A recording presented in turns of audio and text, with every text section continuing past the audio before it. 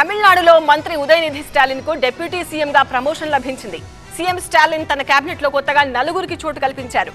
Deputy CM పదవికి తనకు promotion కాదని పెద్ద బాధ్యత అన్నారు ఉదయనిధి స్టాలిన్.